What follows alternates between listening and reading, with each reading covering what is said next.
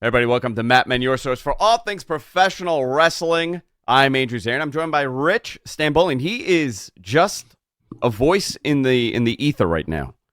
How you doing, I'm good. I'm a little bit of a mess today. My video seems to be working quite well right now. Oh, look at that. There we go. I'm a little blurry, but we'll fix it. It's okay. I'm moving really fast. How do you feel? Before we get our great guest in, how do you feel today? Not too great. I went to Comic-Con over the weekend, and I got a fistful of COVID. Yeah. I very much expected from going to Comic-Con. Yeah, dude. Let's bring our guest in, dude. This is awesome. Second time on the show. Obviously, the last time it was a total blast when we had him on. Here to talk about everything going on in the NWA. The one, the only, Mr. Billy Corgan. Billy, what's going on? Good morning, good afternoon, whenever you're putting this one on. Thank you. There is no other Billy Corgan in the world. No, there actually is, believe it or not. If you Google, like one of those database searches, not Google search, there's a ton of Billy Corgans in America. It's sort of shocking. I've never met any of them other than my father. Yeah, I would imagine they never came to the shows. They never came to the shows. Like, hey, Billy, I'm also Billy.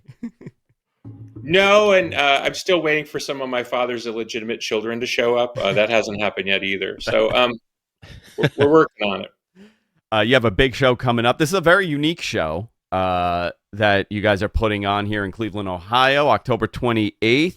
I know Rich is excited for this. Oh, yeah. Great card, fantastic talent. Before we go into this card, which I want to take some time, but I wanted to talk to you about, just since the last time you were on, less than a year ago, a lot of changing in pro wrestling, obviously. And, a lot of people are up for TV rights. A lot of the landscape is changing. Networks are consolidating. We saw Showtime Boxing, not that it's pro wrestling, but it's still in the fight sport game, kind of exiting. How do you see 2024 falling out as far as, just the industry as a whole? Gosh, that's a big question to tackle. Money, as always in entertainment, is an issue. And I think coming off the writer's strike, money's even a bigger issue than it normally is. Anybody living in America understands the economy is really funky. So on one hand, you have people who spend their money for entertainment. They're probably making more prudent choices. And then, of course, we see the news on the other side of the equation where Disney's losing money on their streaming service hand over fist.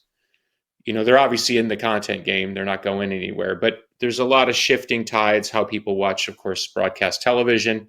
Wrestling still has a very important place on broadcast television, as we've seen from some of the recent WWE rights. So it's kind of hard to say simply, but in a weird way, broadcast television is now looking again to wrestling to kind of keep their market share. But obviously, on the internet side, the digital side, wrestling is growing stronger every year. As I complained recently, YouTube's a terrible partner for wrestling. I really wish there was that one-stop shop for if you're a fan who likes wrestling off the internet, or you like to be able to watch something on your phone, and you're not necessarily looking for WWE or AEW content. I wish there was that one-stop shop where there was a trusted network that was big enough to handle the bandwidth of everybody out there, and basically trying to do what we're doing on YouTube with somebody who's actually invested in professional wrestling, because YouTube is definitely not invested in professional wrestling. Yeah, I remember that Twitch was making an attempt about more than that, maybe about 6-7 years ago. Twitch wanted to kind of get into the wrestling space of being a place where you stream it. There was Flow Slam also. Why do you think it never became a thing? What is it? Just the sheer effort that's needed and the financials that's needed to get it going? That's a fantastic question. I think it's as simple as this. Wrestling is cheap television in the aggregate, but in the digital space, it's still expensive. If people knew what we spend on an episode of Power versus giving it away for free on YouTube, you're kind of like, does that make sense? So I think that's why the Twitches of the world have leaned in towards really cheap to make content, people streaming, video game playing and stuff like that. Because I know at one point Twitch had a deal with Impact And of course, I do know what they were paying Impact, and it was decent. And I'm not at liberty to say because I don't feel that's fair to talk about somebody else's business, but they were paying real money, is my point.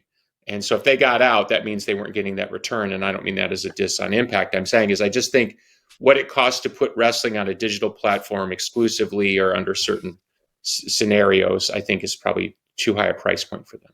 Yeah, when I guess when you restructured the NWA, when you became the president of it and you bought it, it was a really unique time because there were a lot of independent promotions streaming at that point, and there was a lot of pseudo deals happening where people got some presentation on TV. For you guys, that has been the pandemic obviously slows things down for everybody, but now that we're out of this, we're seeing news and rumors, and obviously whatever you're comfortable with to discuss, please go right ahead. But we're now seeing that there's possible interest on network television for the NWA. Can you go into this at all? I can't talk about the partner yet, but I am at liberty to talk about that we have signed a deal with the Top 20 network for 2 shows. And so that's all I can say right now. Of course, I saw the reports that are out there. Far be it for me to say whether an internet dirt sheet source is accurate or not. There was yesterday even a quote that allegedly came out of my mouth that wasn't at all what I said. And literally one word was wrong, and it made it sound like a completely different thing that I was saying than I said. So I deal with this every day. But the good news on all that is, whether you see with OVW, they're doing their Netflix show, there's a lot more openness on the digital and the broadcast space to professional wrestling. So if you're a fan, that's good news. And I think, all credit to Tony Khan, because for many years, and I heard this from people who are network executives, there was a belief in the industry at wide that unless you were WWE, you couldn't succeed at the highest levels. So Tony has now proven that wrong. And the minute that he does that, of course, then it opens up the business to everyone else who has a good story to tell as far as, hey, we think we can belong in this space and we think we can endure. So because I had a sense of that going back 5 years, a lot of the moves that I've made in professional wrestling didn't make sense to people who operate on the day-to-day level in the wrestling bubble, because it was very focused on you're either WWE or AEW or you're over here running a show that the marks love. And never the twain shall meet, to use the old poetic phrase. I've been trying to run up the middle between those two spheres of influence because I really felt that was the best place for the NWA to be. And now I think you're seeing that philosophy come to fruition. I'm obviously of the opinion that it's going to work for us. And I'm not saying it's going to be a stroll in the park. We have a lot of work to do. But I think, those gains are really important to people who actually make decisions, not people who make decisions behind a keyboard with their opinion, but people who actually write checks. Yeah, there's absolutely a ton that goes on behind the scenes. And getting a TV, obviously we won't go into who the partner is, or I'm not going to speculate on it. I think we've seen the rumors. But how does that change, not so much a trajectory, but the overall planning now for the NWA? You guys have a really cool concept coming up for this pay-per-view. It's going to be the most violent pay-per-view in NWA history, in the 75-year history. Do you now pivot a little bit because you do have this network partner that's potentially happening? Do you change anything with the overall presentation and just the concept of what the NWA is today? Well, if people have been following the product, we have really upped our production lately. I came in with an old school studio model on purpose because I thought the money was better spent on building the right roster and the right culture behind the scenes. Of course, we were criticized for that, and I think that was a fair criticism. And we weren't trying to blow money in that direction. Now we're trying to start to blow money in that direction because, of course, if we're going to be on bigger platforms as a company, and that's overall, we want to present a product that the mainstream public recognizes as that other level of production quality. It was always laughable to me when people would criticize the production level of the NWA, not because the criticism wasn't valid, but it was because obviously I've been in a rock band for over 30 years. I've spent a lot of money in production. I'm fully aware of what the lights cost and all that type of thing. So now we're sort of putting money in that direction, and I think Power is sort of in the, let's call it the middle phase of where we're going to land on our look and what we're trying to accomplish as a product. And I hope, there's lots of innovation to come, some of which I tried to push forward when I was at TNA, and I think some people have some sense of that. So hopefully that's all in the future. The other side of your question, I think you see where we're starting to really invest in a ground game. And the first part of that was getting with EC3 on forming an alliance, bringing back the NWA territorial system with EC3's Exodus Pro out of Cleveland. And there's other promotions to come. And the minute we made that announcement, we were shocked at the positive response. And now promotions all over the world are writing us wanting to be part of the NWA's new territorial system. So I think you see somewhere in there and trying to push us up into the higher level of production and reach. And then at the other hand, trying to build that ground game so that we can find the stars of tomorrow early on, so we can get them in our system and make sure that they're ready. It might take 6 months, might take a year, might take 2 years, but they'll be ready for a mainstream viewing. The NWA, much to the some of the smart marks, not all, consternation is voiced for a mainstream public. I think that professional wrestling does very, very well when it appeals to everybody. And when you get down to like sort of the Dave Meltzer version of it, somehow that turns into a critique of wrestling in a certain way. And it's the complete opposite. I love professional wrestling of every stripe. I voiced the NWA to be a mainstream product because that's our best chance for success. I figured out early on that we weren't going to be that type of promotion that was going to appeal to that type of fan base. And that's certainly okay, but it's not a diss against those types of promotions. I'm happy to work with those promotions. And we have worked with a lot of those promotions as wrestlers. So I don't understand where that kind of goes off into some other tangent. Now, so in my opinion, there's always a lot of room for professional wrestling, for live shows or dramatized events. Like, for example, the Iron Claw movie's coming out. You have a show like Heels on Showtime. You have the OVW documentary on Netflix. That being said, is this your biggest show since you have the unnamed deal in place, like the October 28th show, like going forward?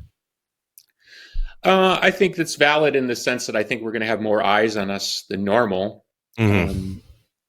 And I've been saying it for years. It's a bit of a catchphrase, but I've been saying, don't sleep on the NWA. There's a crowd that came early because they like certain people on the roster and they like some of what we were doing. But that wasn't where I wanted the NWA to be or go. And again, that's not against those talents. And it's not saying I'm not proud of what we did. But it'd be like saying my first album was my third album. I'm obviously talking about my own life here, but when a band becomes successful, they have to sort of pivot and find a way to reach a greater crowd and a greater voice. And so that's what I'm after with the NWA. So I think for people that will come in and watch Samhain on October 28th on Fight, I think they'll be surprised at the level of wrestling quality. Because if they watched 2 or 3 years ago or 4 years ago, I think they made a determination, it's this type of promotion and it's this type of wrestling. And it's not a very accurate reflection of where we are today. And if you look at the card, you look at who's wrestling for us regularly, you look at how the title successions have run and the credibility around the titles now, where we're constantly getting calls from indie promotions wanting our champions to come in and help build their houses because the NWA titles are over. I think that's a credit to the team effort that everybody's put in. Does that feel good, owning the NWA and then kind of almost doing like that territory stuff like from back in the day? I love professional wrestling. And, I love alternative rock music too, but I also love classical music. It's like I'm trying to find the things that both work for the NWA, work for the roster we have, while I'm also trying to figure out other things that we can do. So as I said before, the announcement of doing Exodus Pro with EC3 out of Cleveland, the level of reaction organically off the ground was so overwhelming that we were like, wow, this is a cool thing we were doing, but now maybe there's more here than we would have thought. So yes, that feels like like some validation of like, wow, a lot more people want to be in business with the NWA than like, let's say the normal dirt sheet headline would indicate. there's something going on organically is the point I'm trying to make. And I think you're pointing at that too. It feels good. Like, and to your point, what is wrong with more professional wrestling? That means more of the boys are working. That means more stuff to talk about. That means more content for shows like yours. It's like, how is that a bad thing? We all love wrestling. This idea that there's got to be winners and then losers. Why can't it be winners and maybe not winning today? You know what I mean? Mm-hmm. Because there have been times where we've done stuff with the NWA where we absolutely won the day of the week as far as what people were talking about and as far as what we pulled off as a wrestling company, which given the amount of money that we spend versus some of our competitors is quite the accomplishment. We understand the wrestling ecosystem. We understand how it orients right now around the two top companies because there's a lot of money there. There's network television deals, and they have the marketing and reach to create that fan chatter that's necessary for everybody to run. But if you really love wrestling, you want companies like GCW and Exodus Pro and the NWA and Impact and everybody else at the table. You want everybody doing well. It's not a bad thing for everybody, including the talent. You brought up something interesting about the criticism that you're a studio-based show.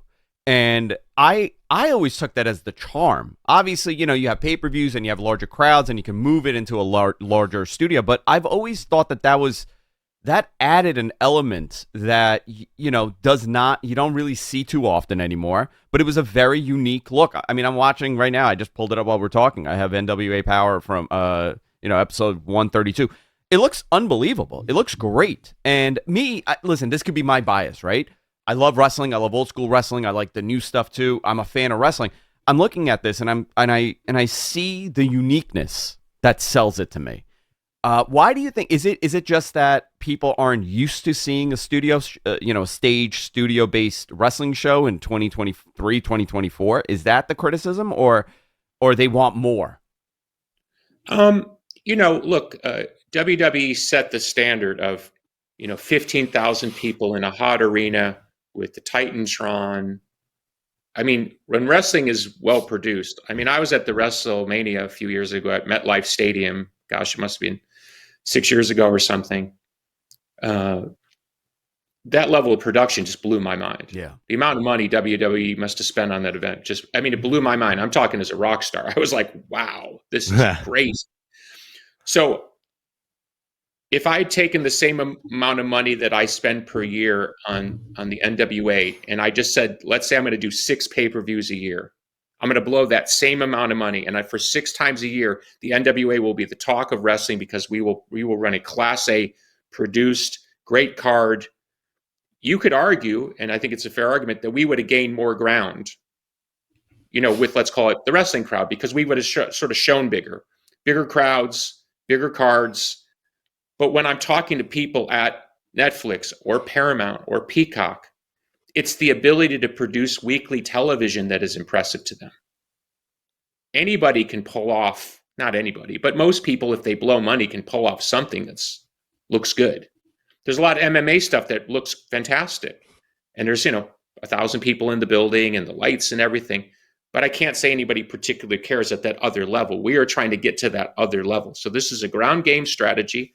And for the sophisticated people in your audience, which you have, because, that's the type of crowd that you draw, I think they can appreciate that, like, look, you're not trying to run before you can walk. And the NWA, when I bought it, literally, was just about nobody.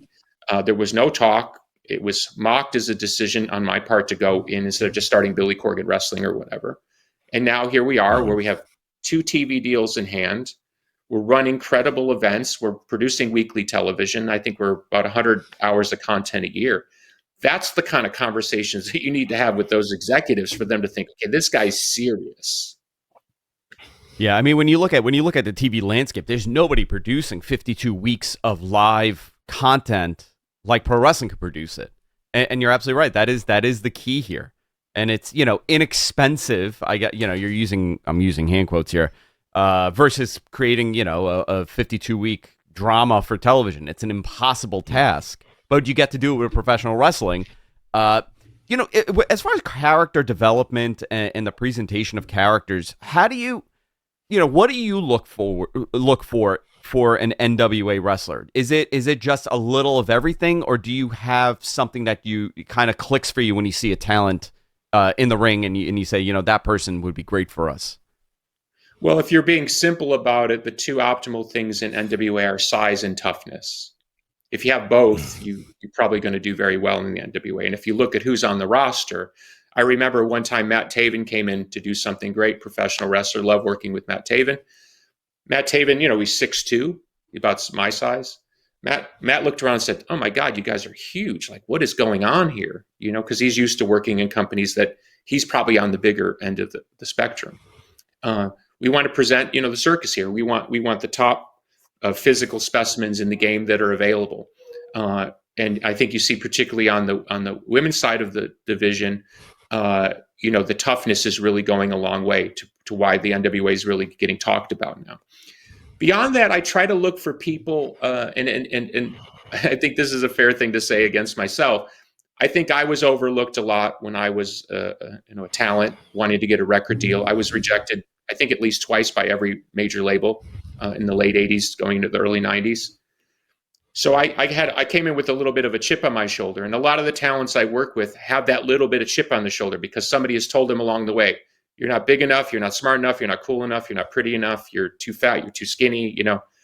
They have a little bit of that, and I think there's a little bit of that swagger that the NWA has, where a lot of people on our roster, whether it's a Trevor Murdoch or an Natalia Markova or a Camille, heck, even a Chris Masters, they're trying to kind of prove something to the industry at wide that they are a top tier talent. And to those who have overlooked them, there's a little bit of a kind of a, let me show you why you were wrong. Now, taking that into account, you have this show coming up on October 28th. This is a stacked card. If you were to say to somebody, "Hey, besides the whole show, watch these couple of matches and you'll get the perfect idea of what NWA is all about," like, what would you say? Right now, for somebody just coming in who hasn't been watching or hasn't watched at all, I think I look at Southern Six, which is a faction with Thrill Billy, but he's the national champ, so he has a match against a Chris Adonis Masters, and then the other two guys in the faction who are Kerry Morton, son of Ricky, and Alex Taylor, who's a fantastic cruiserweight, kind of in the mold of a Tully Blanchard. They're facing the Headbangers. That's the type of thing where it's like, it's that little bit of that ECW vibe, right? It's like you got a hot faction, and then you got the legendary team coming in from the outside, and they're gonna get it on. That's like, if that's old school wrestling, well, I'm a fan. You know what I mean? Yeah. It doesn't have to be ballet, and it doesn't have to be rocket science. It's like, you want to watch some really good professional tag team wrestling. If you don't think Ricky Morton doesn't know tag team wrestling, Kerry's been trained in that thing. And if you think the Headbangers come in, don't know how to work a tag team match, well, that's what we're trying to do. Now, is it the 5-star thing that some people go crazy for? I'm going to take a guess. It's probably not going to be. It might be. But that's not exactly what we're really after. We're interested in telling a good story.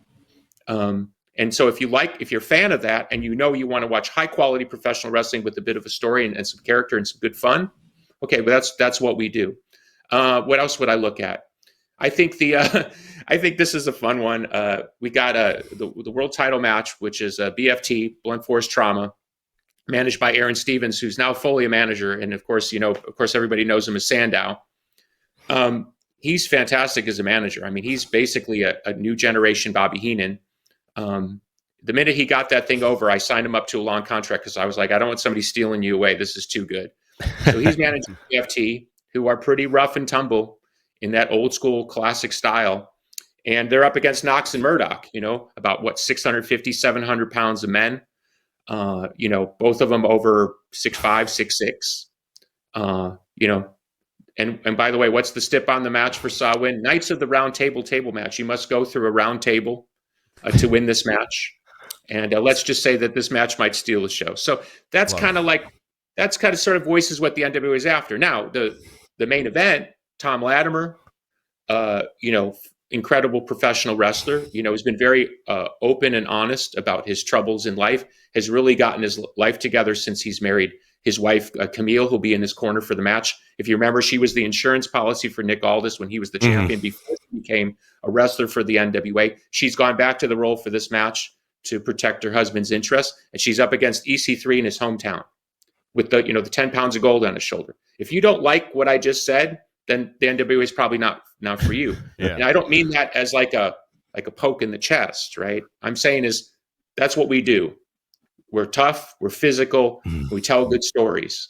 And of course, we have those moments where, you might say, well, that was a 4 or 5 or 7 star match, but that's not really the business that we're in. We're in the business of being a professional wrestling company that can operate at the highest levels and do network deals. So if that's not for you, or that's not something that interests you, we respect and appreciate that. But we are very open about that's what we're after. When I had asked, this roster stack, and I love the, and again, this is a great representation of professional wrestling. You have a top tier main event, you have ICP on a card, you have Vampiro. There's so much for everybody, right? And that's the key with pro wrestling. I like I never thought I would want to see these two in a match, but now I do. The overall presentation of it, I like that. I like the unknown when it comes to wrestling. But something, now with a possible network deal, top 20 network station, would you be open to, and listen, I got to ask it because people are going to tell me, how could you not ask Billy about this? You're a Chicago guy. There's another Chicago guy that may be available. How would that impact you if you had, an interest in CM Punk, or would you be interested in having him in the NWA? How would that change things? We must be doing well, because when the dirt sheets start writing the headline, should the NWA, now that they have a network deal, sign CM Punk, we must be doing something right. So I love and respect the question, because it feels good to even be asked the question. Let's start here real quick on Punk. I first met Punk, I think, when he was 19 years old, wrestling at the Nashville Fairgrounds for TNA. I can't say we're tight, but we've always gotten along very well, and we have a lot of mutual friends, and there's always been a warmth there between us, particularly as fellow Chicagoans. Unlike a lot of people in professional wrestling, and maybe because I know the person a little bit, I feel I understand the path that he's taken in professional wrestling. As a fan, I wish that he had never retired. I wished he had always stayed wrestling, and I wish he was wrestling right now, because he's a super talented guy. And like a lot of stars, there's only one CM Punk. There's only one guy who brings that level of heat in that way, and he's that guy. He knows it. The fans know it. And certainly as a wrestling promoter, I know it. And as a fan, I know it. And I was there the night he won the title in Chicago with the famous banner, if Punk loses, we riot. And Punk was nice enough that night to give me a front row ticket up there in the front row with his friends and family. Great night, historic and memorable night. I'm talking about WWE, of course. So to your question, many, many people behind the scenes have asked me, should we make a play for Punk? Have you reached out to Punk? And the answer is, in terms of reaching out, no, because I respect him a lot. He deserves top money. He's a top star. So that sounds almost self-defeating, like you're almost admitting that you wouldn't want him. No, trust me. The NWA would go hand over fist to have Phil walk through the door and be part of the NWA, even for a pay-per-view. But let me say this. What I would say to Phil, and I'm not trying to use this as an open forum, I'm saying to you what I would say to Phil if he and I were talking. And again, I have not reached out, and I certainly know how to get in touch with him. What I could say to him is he would have a lot of fun in the NWA. And I think Phil, the person, loves professional wrestling. He's had his public confrontation or whatever. I don't know what the word would be. He's had his own, I don't even know how to quantify it because I'm very similar. You know what I mean? No, I understand. I got sued by a record company once for $150 million. Yeah. I eventually made a deal with them and continued working for them. I've had massive battles behind the scenes with every segment of the record and touring business, some of which are not public. Let's just say I have a reputation in rock and roll behind the scenes. Yeah. So if Phil, the person, has a rep with whoever, well, he doesn't have that rep with me because I feel I do understand where he's coming from. The Pipe Bomb promo, which is one of the great all-time promos in the history of the business, could only have come from one man. And the reason it resonated is it came from his heart. That man loves professional wrestling. He may not love the professional wrestling business, but he loves professional wrestling. Mm-hmm. So my only appeal to Punk would be, if you want to have some fun, I can't pay you what you're worth, but if you want to have some fun, come have some fun in the NWA. We'll kick some ass, we'll have some laughs, and I'll buy you a vegan sandwich. You know what I mean? Yeah. There's a point where, and I'm going to say this in a self-serving way. Everybody knows, whether they like it or not, I'm a rock star. I've been a rock star for over 30 years. There are moments in my life as a rock star where I played Madison Square Garden, sold it out. I mean, I've done it. There's no argument on that stuff. But there are times when you've been there and done that, like Phil has, where you need to kind of go back to ground and say, how did I get here? Where this thing that I love doesn't feel like the thing I love. Or it's gotten so twisted and turned around, and somehow I'm the bad guy on something I don't feel I'm the bad guy on. And I'm not trying to get in the middle of what happened. I wasn't there. But I do understand the man's heart, I feel. And again, I'm not his friend because I wouldn't claim to be his friend, because that's just not cool to do. But I would like to see him, whether it's with the NWA or any other promotion, that he recaptures, to quote the Shawn Michaels, recaptures his smile, right? Yeah. He deserves that. The business should rally around guys like Punk because the business benefits from the stars. When Shawn Michaels came back to WWE, and of course now he works behind the scenes, think of all the good things that happened after that. Punk belongs in this business. He's a star. He needs to be treated like a star. I don't think anybody deserves to be treated like a prima donna, including myself. But there's got to be a way to balance those forces where the guy who loves professional wrestling can do what he loves to do, even if it's behind the scenes. Maybe he doesn't even work in front of the camera for a while. I learned a lot about professional wrestling by working behind the scenes in TNA. It rekindled my love of professional wrestling in a way that was closer to why I loved it as a kid than, say, just booking or something, or running a promotion. I hope that kind of answers your question, because it's an important question that goes way beyond my interest. Yeah, it's a big answer to a big question also, and you were there. You did ask it. It was July 2014, I believe, was that Money in the Bank that you were referring to, right? You being front Chicago, row. yeah, when he won the title and went out the door, and I think he didn't even have a contract. There was that whole thing of like, has he just walked with the title? What is happening? Right. It was like that Summer of Punk moment. Now, you were there. I love that arena reaction. It's my favorite pro wrestling arena reaction, like legitimately. How loud was that building? Like, if you're front row, right? In your opinion, was that one of the loudest things you've ever heard? Like that reaction for him? 10 out of 10. Wow. That's cool to hear. I've been lucky enough. I saw Metallica the week Ride the Lightning came out. Mm-hmm. I've been at a few of those types of things in my life. That was up there with the greatest kind of pops you'll ever hear in your life. Because as much as wrestling is, kayfabe this and who's working that and all that, when wrestling reaches that combination of organic versus the work, like it's perfectly balanced, and in that moment it was perfectly balanced, there's nothing better. It's magical. And that's the thing that people don't understand wrestling, understand that that's what we want as fans. We want those moments where things kind of just click. And you can work it all you want, but it takes the organic reaction of the audience who's invested in what's happening. Yeah, I think that comparing it to the week Ride the Lightning came out and seeing Metallica and hearing the pop like that, it totally resonates.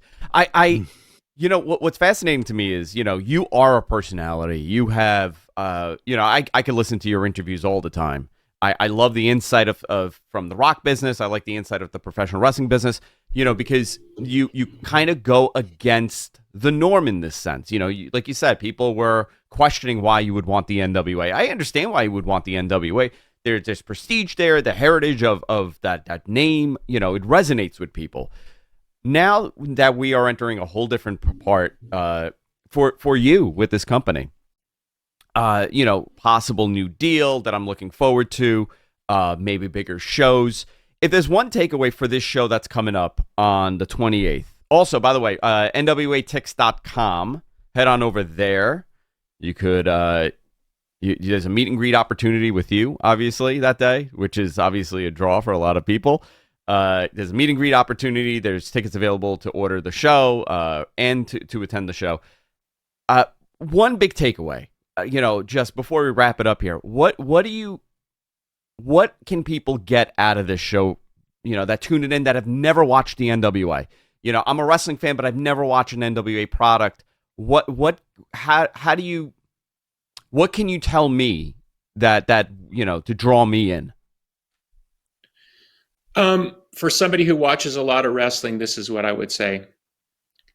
There are those moments in time where you don't want to kick yourself later that you had an opportunity to see something or witness something that later became something more important, and you could have been on the ground floor moment. Now, maybe that's just my personality, like going back to Metallica.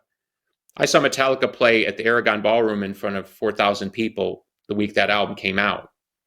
That was a moment in time that can never be recreated, no matter how many stadiums Metallica plays. You understand? Like, there's a flash there that always sits in my brain. And I said the same thing to Lars on his podcast once. It's like, I carry those moments like it's a certain type of treasure. I wished I'd been in the ECW arena the first time they really started figuring it out.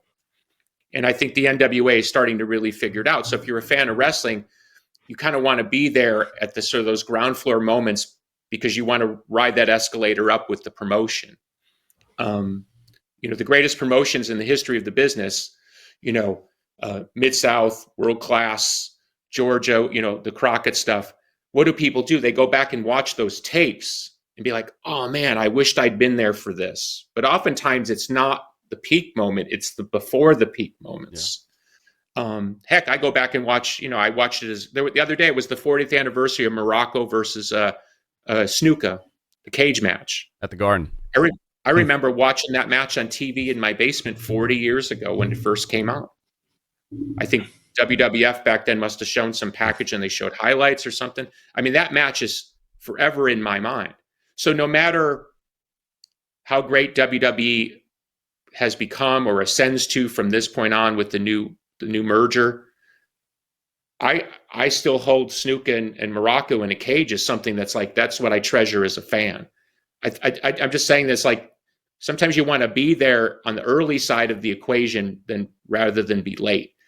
I get where popular opinion is, and people say you got to like this and don't like this. And I think sophisticated wrestling fans really, they love wrestling and they want to sort of find those organic moments. And it doesn't always come from the top down. Sometimes it comes from the bottom up. And Punk, for example, going back to me meeting Punk when he was 19 years old, you know, TNA could have signed him and they didn't.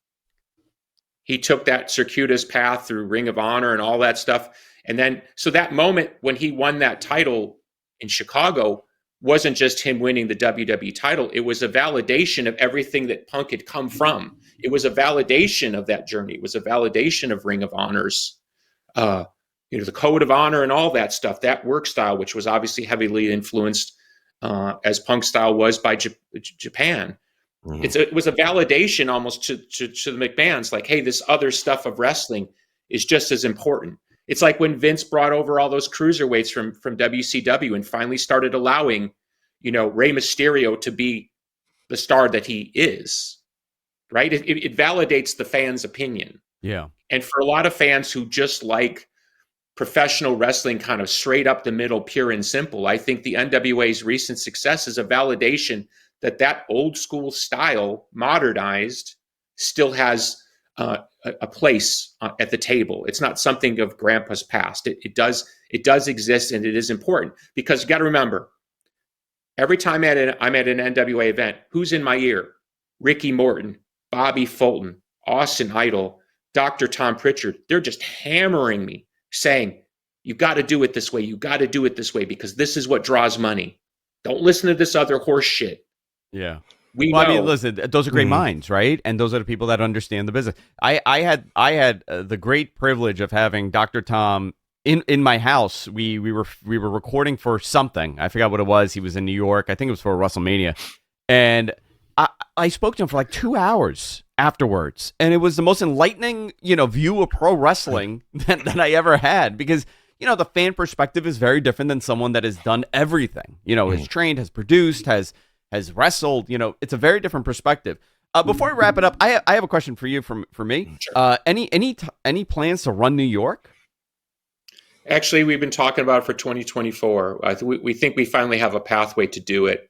We're also hoping to run Philadelphia next year at the, I know it's not called that anymore, but the ECW Arena. We really do want to come up in the Northeast. In fact, I think I recently signed some petition because, New York has those crazy, particularly Manhattan, or you have to have a promoter's license and you can't run and all that stuff. So Yeah. we're trying to, because we know we have a lot of fans up there based on who watches our show. We do get those demographics, and certainly in all of America, the Northeast of America is the most important place for wrestling week to week. There's no doubt about that.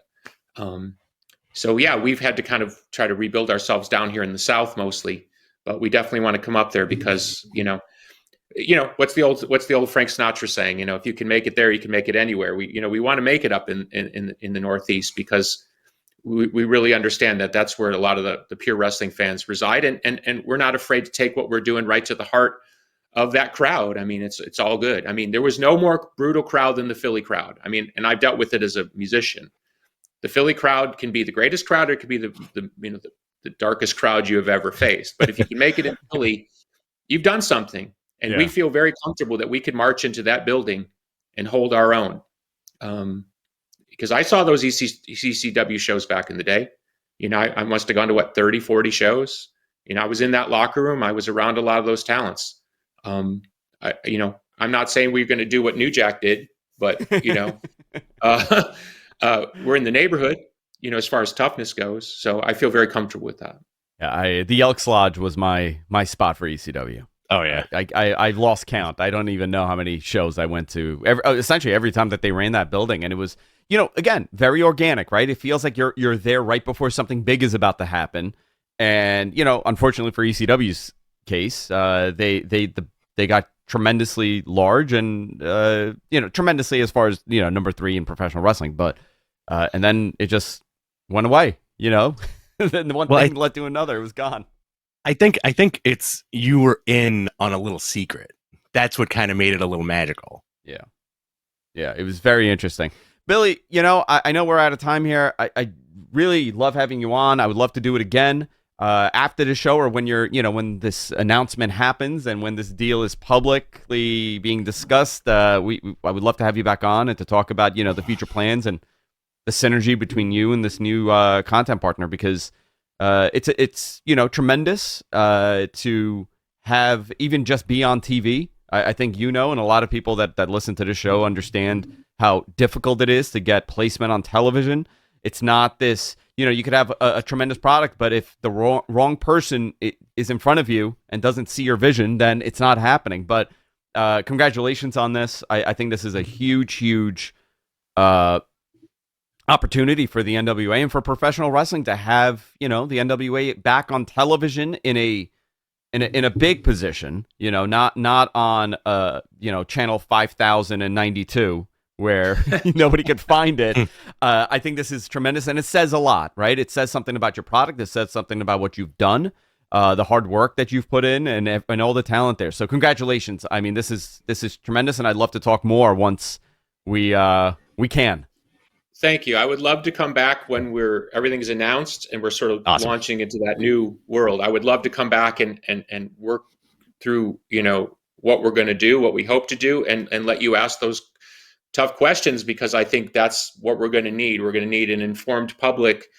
And it might be, forums like yours where they can actually hear from me and not have somebody just lifting a quote or two. You know what I mean?